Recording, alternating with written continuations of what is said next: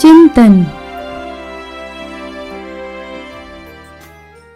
जो प्रभु का नियम हृदय से चाहता और दिन रात उसका मनन करता है, वह उस वृक्ष के सदृश है जो जल स्रोत के पास लगाया गया, जो समय पर फल देता है, जिसके पत्ते कभी मुरझाते नहीं। वह मनुष्य जो भी करता है सफल होता है। स्तोत्र ग्रंथ अध्याय 1 पद संख्या 2 और 3।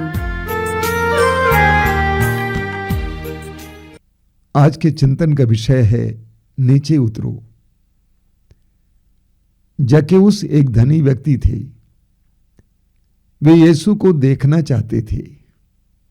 आखिर क्यों, ये हमें नहीं मालूम, पर इतना तो स्पष्ट है कि यीशु से मिलने के बाद जो आनंद और संतुष्टि उनको मिली, उसके सामने उनकी सारी संपत्ति और ऐश आराम फीकी पड़ गई और उन्होंने अपनी संपत्ति का आधा से ज्यादा हिस्सा गरीबों में बांट दिया। कारण कुछ भी रहा हो, प्रभु यीशु को देखने की उनकी प्यास इतनी तीव्र थी कि वे अपने को रोक नहीं पाए और वे एक बालक की तरह आगे बढ़कर एक पेड़ पर चढ़कर यीशु का इंतजार करने लगे।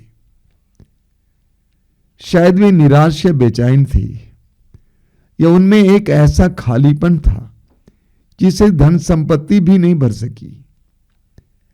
जक्केउस यीशु को देखना ही चाहते थे, न कि मिलना, पर यीशु ने उनसे मिलना चाहा क्योंकि वे खोए हुओं की खोज में आए थे। पहला कदम यीशु ने बढ़ाया। आगे बढ़कर उन्होंने जक्केउस से कहा, जक्केउस नीचे उतरो। यीशु से मिलने के लिए, यीशु को देखने के लिए हमें उन पेड़ों से उतरना होगा जिनकी डालियों पर हम चिपके हुए हैं।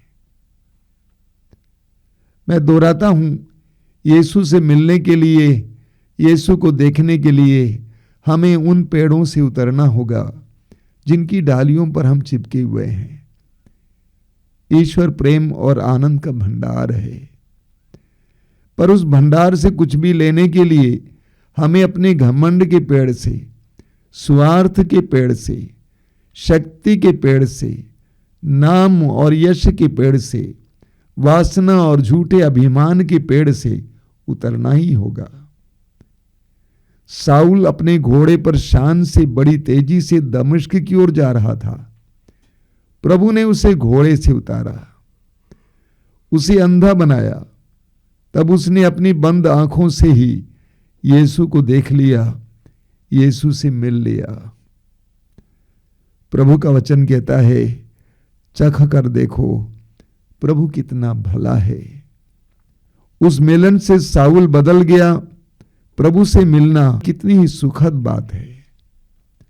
यह पौलुस अपने पत्र में लिखते हैं, मैं प्रभु ईसा मसीह को जानना सर्वश्रेष्ठ लाभ मानता हूं और इस ज्ञान की तुलना में हर वस्तु को कूड़ा ही मानता हूं। फिलिप्पी अध्याय 3 वाक्य 8। क्या आप अशांत, चिंतित और दुखी हैं? प्रभु से मिलना आपके लिए कितना बड़ा सौभाग्य होगा। वह आपके लिए सच्चे आनंद का भंडार खोल देगा। पर नश्वर आनंद के जिस पेड़ पर आप बैठे हैं, उससे नीचे उतरने से ही यह मिलन संभव है। आइए हम प्रार्थना करें। ये मेरे ईश्वर, मेरे जीवन से हर प्रकार का स्वार्थ, लोभ, लालच और घमंड को निकाल दे। मुझे दीनहीन बना दे कि तुझसे मैं जीवन में सच्चे आनंद को प्राप्त कर सकूं, जिसको पाने के लिए मैं इधर उधर भटकता रहा हूं। हे प्रभु, आपको देखने के लिए मेरी आत्मा में प्यास को बढ़ाइए।